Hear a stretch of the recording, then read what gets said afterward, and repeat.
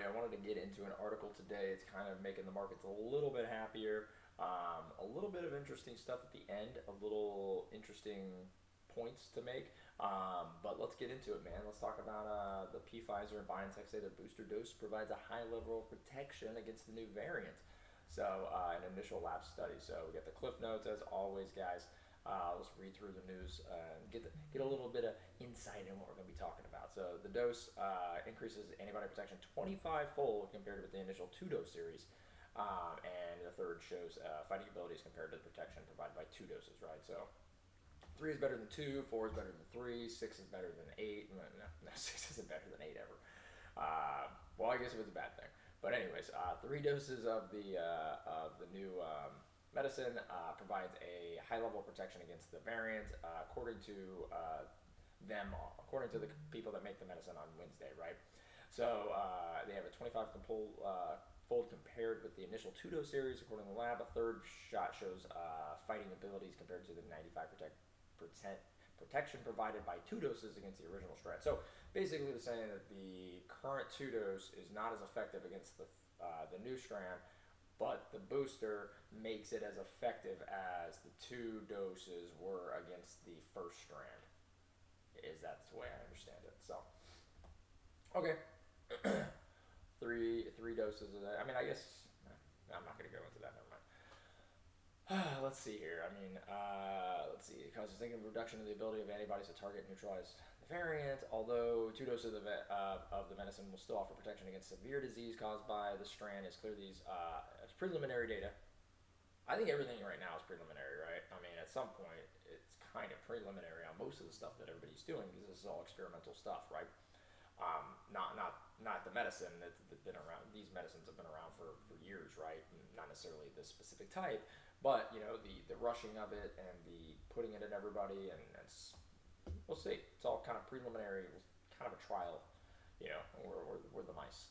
So ensuring many people as possible are fully given the medicine in the first 2 doses, and the booster remains the best course of action to prevent the spread of COVID. So let's see here. He said that Pfizer and BioNTech are working to produce the same results they did with the real one in a week or 2. Those results will be more accurate. Okay, so that they're preemptively saying that there's data is not accurate, or at least less accurate than it will be in 2 weeks when they really get into it. They're so excited to get everybody out there to do what they want them to do, which is get the booster so that they make more money. Of course, it's for protection, but they really want the money, right? Because if it's just barely more effective, then it's like, no, we should all go do that because we need some money. So as you can see, this is why, right? This is this up here. Stocks making the biggest moves pre-market, Pfizer, BioNTech, right? Why would you make an announcement like this? As much as I like companies and such, I don't think that necessarily they care so much about us as much as they care about this, right? But I digest. So the ultimate proof is coming from the real world data. Yes, the real world data. He said the companies need to provide how many breakthrough infections occur and the severity of the cases in people who received those compared to had the booster and compared to those had the initial 2 doses. So that'll be interesting to see. I wonder how they'll actually do that. If they'll say no medicine, 1 shot of the medicine, 2 shots of the medicine, booster of the medicine. And I wonder if they'll do like a full blown comparison and then break it down by age. I would assume they'd have to, and then that would that would entail getting all that data somehow from everybody. I don't really know. All right, so sorry, my allergies are acting up this morning. They always do this time. I'm in Florida, and this is what we do. Allergies every day. So our preliminary data, first data set, indicate that the 3rd dose could still offer a significant level of protection from disease of any severity caused by the new variant. So any severity. So you would feel nothing, which is great, except for the prick in the arm. But you'd feel nothing after that. Absolutely nothing. From this. All right, so then let's say the data comes after a small preliminary study by South African scientists found that it evaded the protection provided by the antibodies to a specific degree of blood samples taken from fully vaccinated people. Interesting. Very small preliminary lab study. Very small. Just 6 people. But, I mean, at this point, 25%, 25 times better protection Uh, but we'll see. We'll see what the actual thing comes out to. Now it does say this is where it gets interesting. This is what I was talking about earlier. I was kind of alluding to. It provides protection against severe disease, but not against the catching it because they said it's super contagious, right?